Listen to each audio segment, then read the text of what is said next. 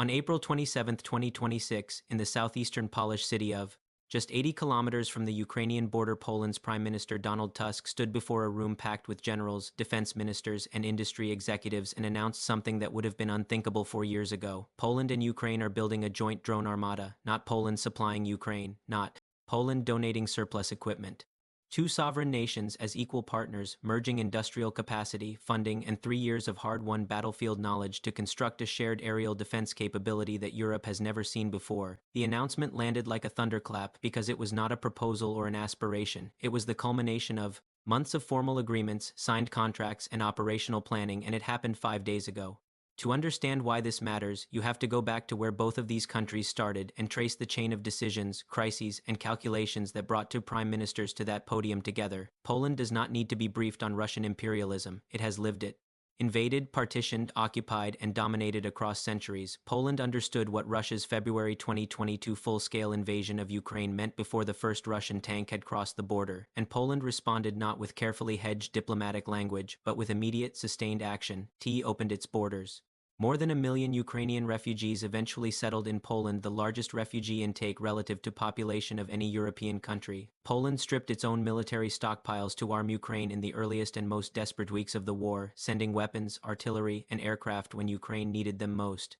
And that same city where Tusk just made his announcement became what analysts would describe as the most important military logistics hub in Europe. Every weapon system, every armored vehicle, every shipment of ammunition flowing west to east into Ukraine passed through. Poland was the pipeline that kept Ukraine in the fight, but something else was happening simultaneously. As Poland was transferring its own equipment to Ukraine, Polish military planners were asking themselves a question with an obvious and uncomfortable answer. If Russia turns west, are we ready? In 2022, the honest answer was, not nearly enough, and from that moment, Poland launched the most dramatic military transformation any European nation has undertaken in the modern era. The numbers are extraordinary. In 2022, Poland was already spending approximately 2% of GDP on defense, meeting the NATO target. By 2024, that had surged past 4%. By 2025, it reached 4.5%, confirmed by SIPRI, the Stockholm International Peace Research Institute, as the highest defense spending as a share of GDP of any NATO member. By 2026, Poland's defense budget sits at 4.8% of GDP, approximately $44 billion per year higher in proportional terms than the United States, than Britain, than France, than Germany. Poland is spending more of its national wealth on its armed forces than any other alliance member, and doing so with deliberate, urgent strategic purpose. What Poland is buying with that money redefines the scale of European military procurement.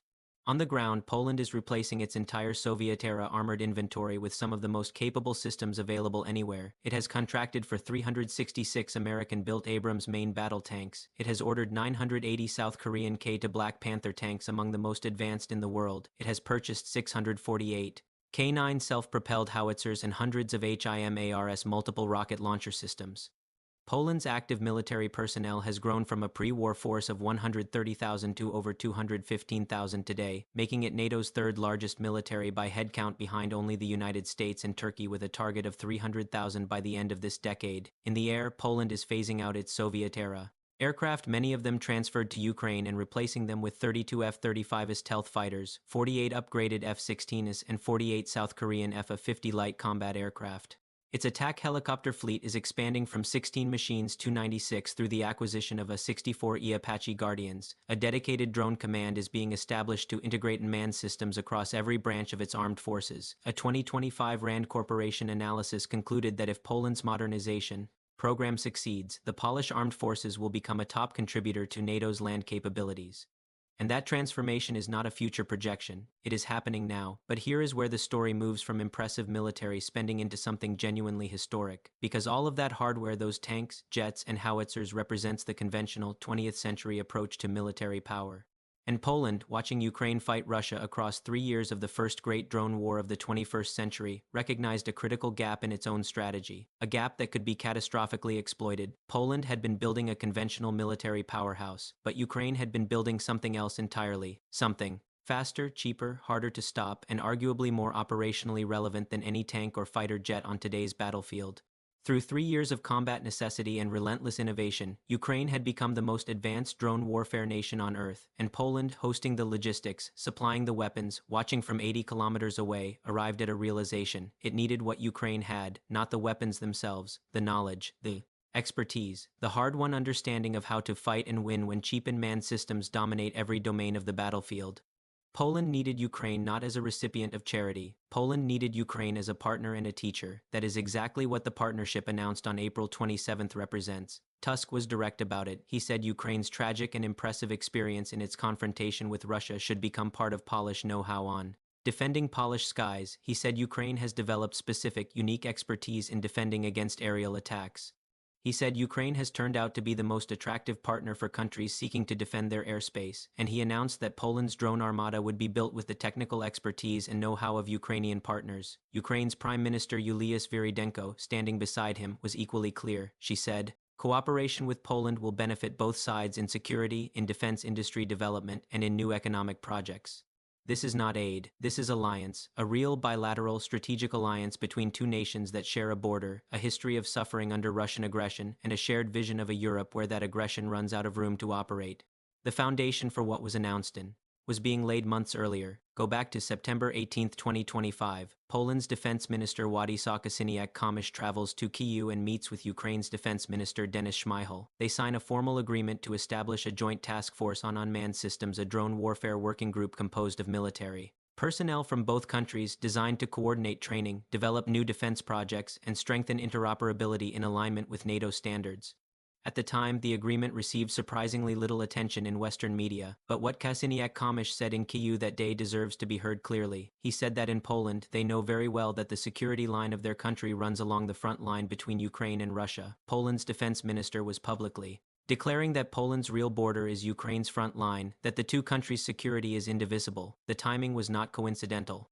1 week before that Kyiv visit, something happened that changed Poland's relationship with the drone threat permanently. On the night of September 9 to 10, 2025, approximately 20 Russian drones crossed into Polish airspace, 20 Russian drones over NATO territory, over the territory of an alliance member. Protected by Article 5E's collective defense guarantee, Poland scrambled its F-16s, the Netherlands scrambled F-35s, Italy deployed airborne early warning aircraft. NATO invoked Article for the formal consultation mechanism used when a member believes its security is under threat. Poland's president approved the deployment of additional NATO forces on Polish soil in response. But the problem that nobody wanted to say out loud but that every Polish military planner was thinking was this. Poland had sent million-dollar fighter jets into the sky to chase drones that cost a few $1,000s each. Some were intercepted, others crashed on their own in the Polish countryside. And the fundamental economic absurdity of that exchange, burning $50,000 in fuel and risking a $100 million aircraft to intercept a $3,000 drone, was fully exposed. Poland needed a different answer. Ukraine had been living that exact problem for 3 years and had been developing solutions at a pace no other military could match. This is why the Joint Drone Task Force was signed in Kyiv in September. This is why Polish companies like WB Electronics had already been working directly with the Ukrainian military since the earliest days of the invasion. This is why Kosiniak-Kamysz told reporters that Ukraine had made a historic leap in drone and counter-drone capabilities across 3 years of full-scale war. And this is why he looked directly at his Ukrainian counterpart and said, "We want to benefit from your knowledge and skills." Now the picture gets larger still, because Poland and Ukraine are not building this alone. The partnership they announced is the nucleus of a far broader transformation of European defense, one involving the continent's biggest economies and explicitly modeled on lessons drawn from Ukraine's battlefield experience. In February 2026, 5 of Europe's most significant military powers, France, Poland, Germany, the United Kingdom, and Italy, announced a joint program called LEAP, Low-Cost Effectors and Autonomous Platforms.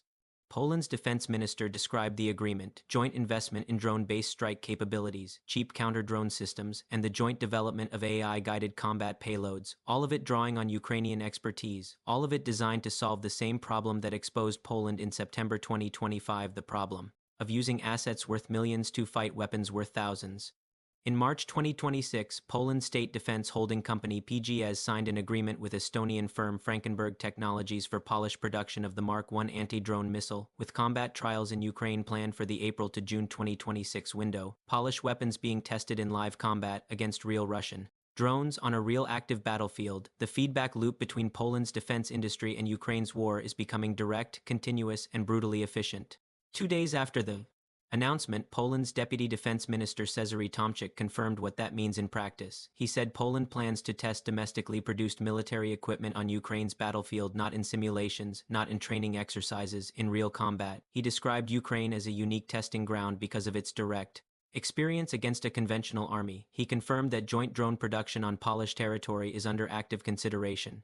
And he described the ministry's goal as building a model based on symbiosis, a shared technological advantage, built together, benefiting both sides. Poland provides industrial capacity, financial resources, and European political weight. Ukraine provides 3 years of combat-evolved technology, a generation of operators who have fought the world's most sophisticated drone war, and real-time battlefield feedback that no laboratory can replicate. Together, they create something greater than either could build alone, and drone warfare is only one layer of what Poland has been constructing along its eastern edge. Run your eye along Poland's frontier with Russia's Kaliningrad exclave to the north and Belarus to the east, and what you see has no precedent in European history since the Cold War. Poland launched what it calls Eastern Shield, a 700-kilometer defense project stretching the full length of that border, incorporating physical fortifications, anti-drone systems, surveillance networks, minefields, and obstacles. It is the most extensive border fortification program in modern European history, built at a pace that reflects genuine urgency. Poland is not building this because it believes war is inevitable. It is building this because it has watched what happens to countries that are not ready when Russian aggression arrives. Ukraine was not ready enough in 2022. Poland is determined never to be in that position. Alongside Eastern Shield, Poland launched Operation Safe Podlasie in 2024, deploying approximately 8,000 troops to the border region with 9,000 more in reserve. And within Poland, the United States has established permanent military infrastructure that marks a fundamental shift in America's European posture. The U.S. Aegis Ashore Missile Defense Base at Rzeszów in northern Poland, opened in late 2024, is equipped with advanced radar and Standard Missile-3 interceptors capable of defending against ballistic missile threats across a vast area of European airspace. The permanent headquarters of the U.S. Fifth Army Corps sits at Camp Kościuszko. America has never been more physically embedded in Poland's defense than it is today. Lieutenant General Karol Dymowski, Vice Chief of the Polish General Staff, put the strategic reality plainly. Full-scale war is now a reality in Europe. Hybrid warfare is constant, and strategic competition is intensifying. We are not at war, but not at peace either, and we need to scale deterrence and defense accordingly. Not at war, but not at peace. That is Poland's reality, and what Ukraine is bringing to this partnership goes beyond combat experience. It represents an entirely new model of what defense industry looks like in the 21st century. Consider what Ukraine's defense sector has become since 2022. A country that began the full-scale invasion dependent on Soviet-era equipment and foreign donations has built, from the ground up, one of the most innovative military technology ecosystems on Earth. Ukraine manufactured over 2 million drones in 2024. The production target for 2025 was 4 million, with capacity to reach 10 million. Ukraine developed FPV drones costing a few $100s that can destroy multi-million-dollar tanks. It built sea drones costing $50,000 that sank Russian warships worth hundreds of millions and drove Russia's Black Sea Fleet from Crimea. It developed underwater unmanned vehicles that struck a Russian submarine at its moorings, the first time in history that had ever occurred. It launched Operation Spiderweb, smuggling 7 drones inside cargo trucks deep into Russian territory and destroying nuclear-capable bombers at 5 air bases simultaneously, across 5 time zones. Every one of those innovations, every adaptation, every lesson learned in combat is now being made available to Poland, and through Poland, to Europe. Sviridенko described the transformation directly. Ukraine, which initially received aid from abroad, is now capable of creating cutting-edge military solutions on its own. The country that was the recipient of donations has become the source of expertise that everyone else is seeking. Tusk acknowledged this with a kind of historical irony that clearly registered in the room. He noted that the unexpected consequence of Russia's war, the thing Putin's invasion accidentally produced, was that Ukraine leaped an entire technological era. Russia went to war against its neighbor and inadvertently created the world's most advanced drone warfare nation, and now that nation is sharing what it learned with the neighbor that helped it survive. Consider what that means for Putin's strategic position. He launched the invasion partly to prevent Ukraine from deepening its ties with NATO and the West. He launched it to demonstrate that Russian power could reshape European borders by force, and what has actually happened. Ukraine has become the laboratory and the teacher for a new generation of European military technology. Poland, already NATO's most militarized nation by GDP share, is absorbing 3 years of Ukrainian battlefield innovation and building it into a national drone armada. 5 European powers have signed a joint program explicitly modeled on Ukrainian drone warfare expertise. The NATO-Ukraine Joint Analysis, Training and Education Center, JTEC, is operating in Bydgoszcz, Poland, embedding Ukrainian combat lessons directly into NATO doctrine. American soldiers in Florida conducted classified exercises deliberately recreating the tactics of Operation Spiderweb. Ukrainian military personnel are participating directly in NATO exercises, teaching alliance forces how to fight the kind of drone war Ukraine has been fighting for 3 years. The teacher-student relationship between Ukraine and the most powerful military alliance in history has quietly, almost invisibly, reversed direction. Russia is engaged in a grinding war that has cost it, by conservative estimates, hundreds of thousands of casualties, enormous quantities of irreplaceable military equipment, significant portions of its naval power, a meaningful fraction of its strategic bomber fleet, and the international credibility it spent decades cultivating. While fighting that war, it is watching its western neighborhood transform into a military ecosystem more capable, more technologically sophisticated, and more unified in strategic purpose than anything that existed before February 2022. Every month the war continues. Poland adds more soldiers, more tanks, more jets, more drone capability. Every month it continues. Ukraine's defense industry grows larger, more experienced, and more deeply integrated into European production networks. Every month it continues. The cage gets stronger. The EU's Rearm Europe initiative announced in March 2025 allocated approximately €800 billion to strengthen continental defense capabilities, including a €150 billion loan mechanism for joint military equipment purchases. European military expenditure in 2025 exceeded €738 billion. Up 14% from 2024, itself a record. Over the decade from 2016 to 2025, military spending across Europe doubled. This is the continent Putin calculated would fracture under the pressure of energy prices, refugee flows, and war fatigue. The continent that was supposed to fall apart and force Ukraine to the table on Russian terms. Instead, it is rearming at a pace not seen since the Cold War, and the country at the center of that rearmament, spending the most, building the fastest, and now absorbing Ukraine's drone warfare knowledge into its national defense architecture, is Poland. The Baltic states are matching that urgency. Estonia announced in April 2026 that it would redirect a €500 million procurement of combat vehicles toward counter-drone systems and unmanned capabilities, drawing explicitly on Ukrainian lessons. Lithuania is building a major training facility near the Suwalki Gap, the narrow land corridor between Poland and Lithuania that represents Russia's most tempting potential choke point against the Baltic states. Finland, sharing a 130-kilometer border with Russia and having joined NATO in 2023, has integrated itself fully into the eastern flank defensive architecture. Tusk said in that Poland must have its own modern drone armada so that Poles can be told with full confidence they are safe. Those words matter. They are not the words of a country in panic. They are the words of a country that has made a cold-eyed strategic calculation and committed to it completely. Sviridenko captured the full circle of the moment. She said the two countries do not need to explain here what Russian aggression is. They stand shoulder to shoulder in the fight for freedom and peace. She described a nation that began the war entirely dependent on outside help and has become capable of creating cutting-edge military solutions now sought by the most powerful military alliance on Earth. That is the story Russia's invasion actually produced. Not a weakened, divided Europe, not a Ukraine forced to capitulate, not a NATO pushed back from its eastern commitments. Instead, a Poland transformed into the continent's most aggressive military builder. A Ukraine evolved into the world's most battle-tested drone warfare nation.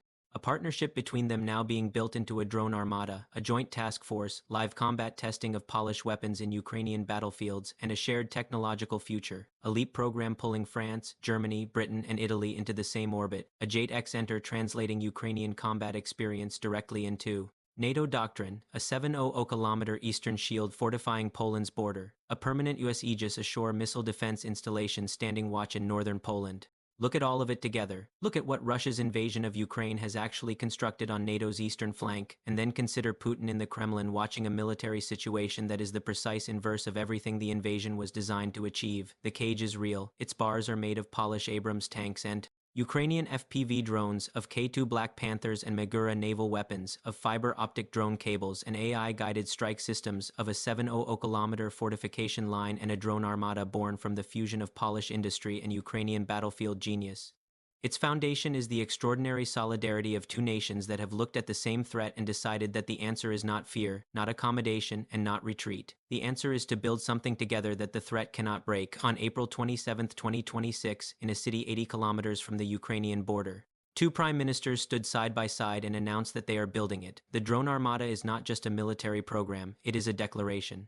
It is the latest and loudest expression of something that has been growing month by month, agreement by agreement, weapon system by weapon system, since the first Russian tanks crossed the Ukrainian border in February of 2022. It is the declaration that this part of Europe, these nations, these peoples, these democracies, that have lived under the shadow of Russian power for generations are done being afraid. They are building, they are arming, they are combining resources, sharing knowledge, testing weapons in live combat, and locking every door that Russian aggression might try to open. Putin wanted to expand Russia's sphere of influence. He has instead contracted it. He wanted a weakened, isolated Ukraine. He produced a Ukraine that now teaches NATO how to fight drone wars and builds joint weapons with Poland, Norway, Germany, and Britain simultaneously. He wanted NATO fractured. He funded it, united it, and handed it the battlefield lessons of the most technologically intense conflict in modern history. The drone armada is just beginning, and it is only the most visible part of something far larger, far deeper, and far more permanent than any single agreement or any single weapon system. It is the architecture of a new European security order being built from the east outward by nations that understand the stakes better than anyone, because they are living them.